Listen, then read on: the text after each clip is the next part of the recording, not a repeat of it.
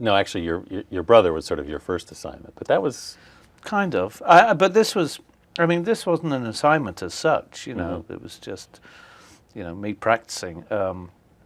But, you know, the pictures came out so well that, and you know, I did quite a few early prints myself just to show them how they looked.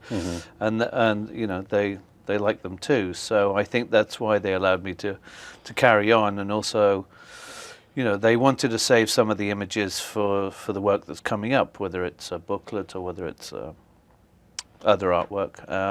So really didn't want too much on show. So there's quite a few bits that they may use or may not use that were in the exhibition, but there's also a lot of other stuff that wasn't. in the end, you put in a lot of work for this show. As much for as did you put in as much effort for this as you would for a record? As much, if not more. Really? Blood, sweat, and tears daily. Once I was into the process of putting it together, whether it was with Timothy White, who curated the show and helped me put the whole thing together, whether it was with him or not, I mean, often I'd find myself at home literally living and breathing it, and barely getting, you know, three hours sleep before I couldn't wait to get back to the pictures to put them together and put the show together. So it was months and months of that. Did you surprise yourself at how into this you got? Yeah, I guess, you know, music has only been my other outlet, creatively speaking, and so, you know, when this finally sort of became a potential reality as whether it's a career or just another creative outlet, I really did take it on board and enjoyed that process, purely because I think more than anything that you know, as I've mentioned before, that it's you who sees the image, takes the photograph, edits it, puts the image together, and prints it. And so it really is a journey from start to finish, and a personal one in many, many respects, and something which I enjoyed immensely. When your mom came to the gallery on Wednesday, and you walked around with her, when we talked to her afterwards, what did she say? I've never seen my son so happy as he is now. Your mum said she'd never seen you happier before. True. I mean, I've got to say that the pressure that I guess I put myself under more than anybody else leading up to the exhibition was extreme. I mean, almost to the degree of panic attacks of the anxiety and the stress, because I just realized that it was coming to fruition, and that I was going to be judged again on another creative element and level in my life, and what would it mean, and how would that affect me, and would I pull through it if it wasn't so good? Of course I would, but I mean, you know, there was a lot of weight that I put on my shoulders, and to have the response that I had, you know, was quite special. Well, in your view, how did it work out? Well, the actual exhibition itself, the opening night was a madhouse. I'm trying to get to say hello to some people I know. I'm trying to get to say hello to Mark. I've never seen anything like. I think it was more insane than backstage after a gig. I mean, no question about it. The intensity, the excitement, and the madness that followed was really quite extreme. You felt it too, then. Absolutely, I could hardly move. There were people there that I hadn't seen for 20 years that I still couldn't see because I couldn't find them. It was that much chaos.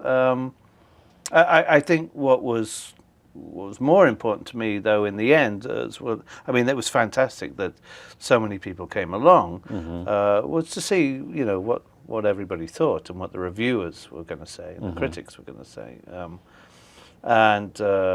I mean, that's what worried me the most, more than anything. But fortunately, what I've seen, knock on wood, has been a great acceptance. So what exactly were you worried about in terms of how you'd be judged? Well, you know, I just everybody's worried about what work they do and how well they do within that medium or process. But this was, I mean, this was your first crack at this.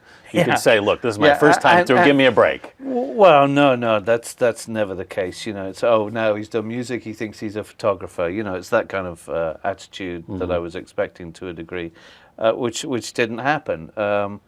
And again, doing it in New York as well, because you know it's a tough city. But if you know, as they say, you know, I mean, as Mick Rock said to me, it's the best thing you could have ever done, Jules, is having an exhibition in New York, because, you know, this is where you make it or break it. They're going to judge you, and they're going to be tough on you, and you're dealing with such a creative and cultured crowd here on the arts and culture and music scene, and you know, it's a good choice. You've had some real ambivalence about the recording industry over the years and the way you... Just a tad. Just a tad.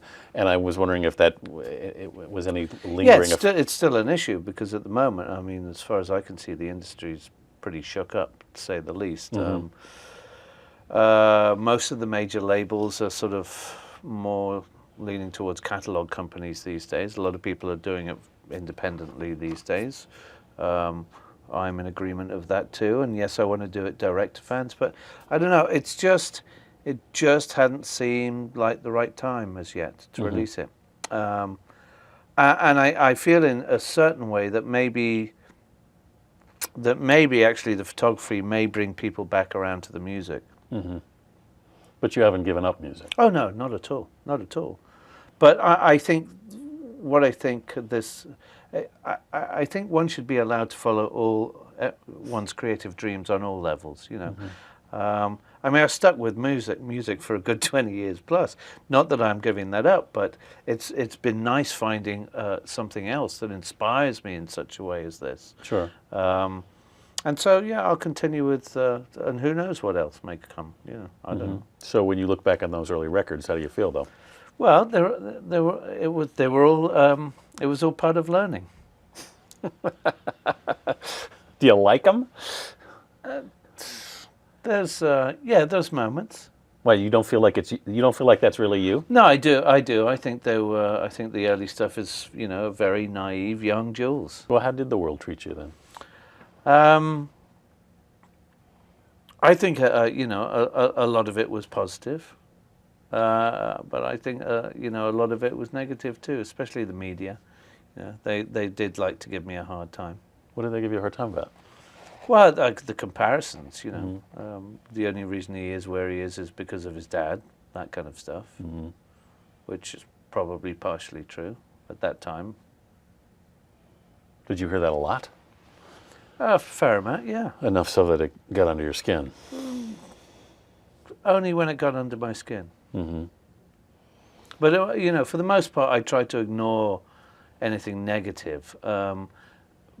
I've always tried to do that, because I've never understood negativity without, you know, at least some sort of constructive argument behind it.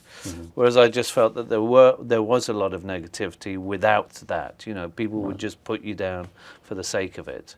And that really, I guess that was something that really ticked me off, because you couldn't answer back. You couldn't, you know, sit down and talk to these people and say, well, you know, you don't actually know me. You can't say these things about me without knowing me. So coming up from a sort of country existence to being in that sort of limelight was, you know, quite difficult. Well, you've had to do this your whole life, sort out the comparisons between yourself and your father. Indeed. How do you do that? How do you... Just get on with getting on these days. I think that's the only way forward. But how did you do it in the past?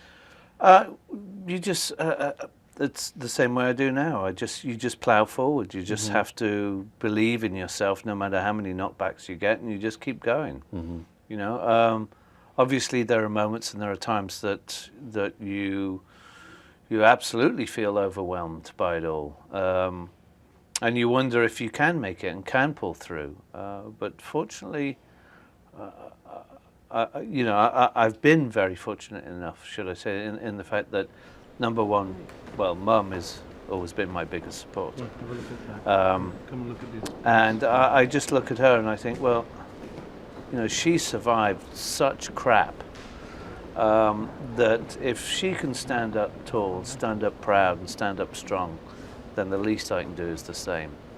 To show her how much I love her and how much respect and honor that I give her for becoming the person I am now, which is a person full of love and strength, as far as I see, and that's because of her.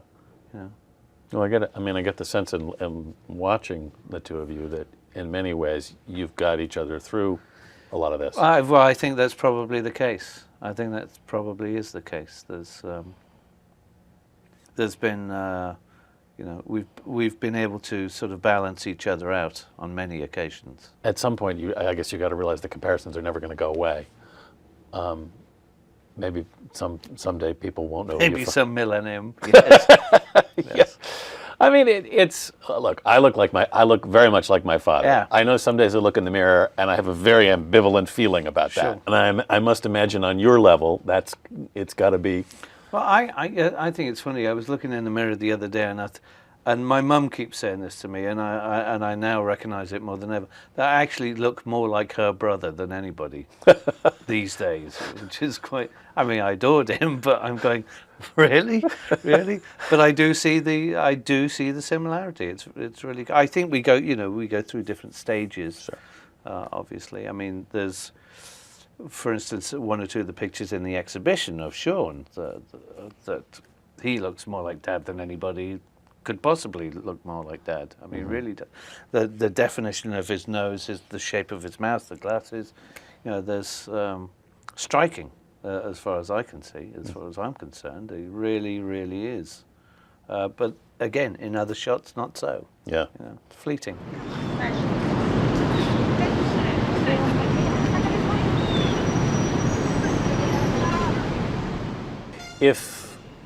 If millions of people weren't coming up and asking you about your father's 70th birthday, is it something that you would be marking in any way?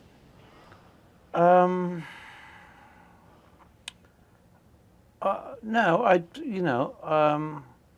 mean, it's a weird one. I guess the way I actually look at it logically, more than the sort of this thing that the media or a lot of people like to celebrate that fact that it would have been, is the fact that I'm actually looking at my age and his age, going, Jesus, what happened?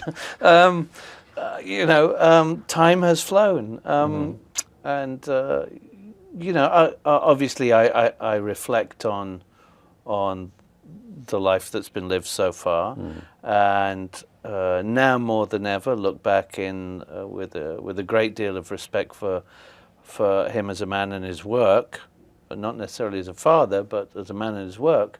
No question about that. And there's also a lot of forgiveness now, because I look back and see that, the actual age what happened to him at the time that it happened, the age that he was at, and talk about not knowing what the hell was going on. Well, when you say that, when you started becoming successful and all that fame started washing down on you, did you have any sense that it gave me a greater insight into what he was dealing with? I mean, but on a much smaller scale. But even so, that was I can only imagine what it was like. I mean, yes, the initial excitement about it, but then the fact that your identity is almost taken away from you in some ways, and you're stripped of your personality and your private life and this, that, and the other. And once you start looking at the darker side of fame, it's quite a scary place, and I don't think a healthy one either. It's lovely to be appreciated for the work that you do, but beyond that, when it becomes a darker place where people really believe that you belong to them, that's when it gets a little scary, to say the least. You know, and we've all seen what happens in circumstances like that. You know. You made an interesting point in an interview I was reading which had actually occurred to me that your father lost his mother. She left when he was 5. Sure. And then she died when he was 17. Yep. You lost your father. He left when you were 5, and he died when you were 17. Yep. Yeah, bit scary, that one. Something I didn't want to repeat.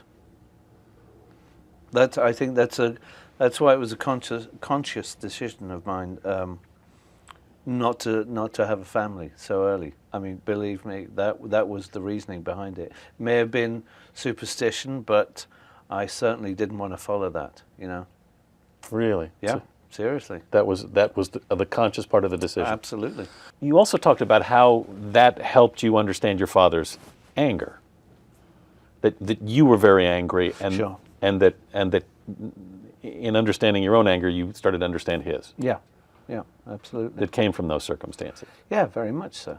I mean, that's how I was able to, finally relate to him on a personal level. Before the fame and everything else. But when did how isolated he felt, how really isolated he felt in those days, and how abandoned he felt, When did you realize that? How old were you think? Well, I mean, it was Slow process. It was a slow process, yeah. Yeah. And then again through the fact that when I saw the fact that he'd basically given up music for a couple of years to look after Sean, and that was it was hurtful, that I thought, well, why didn't he do that for me? But then, in retrospect, one looks back and sees what duress he was actually under at the time. Not so much duress, but when the Beatles hit, I mean, they hit as big as it got. I mean, the pressure that came with that, the work that came with it, the touring that came with it, the fact that they were never at home with the families, this, that, and the other. I started to grasp, well, he couldn't have stopped, even if he wanted to.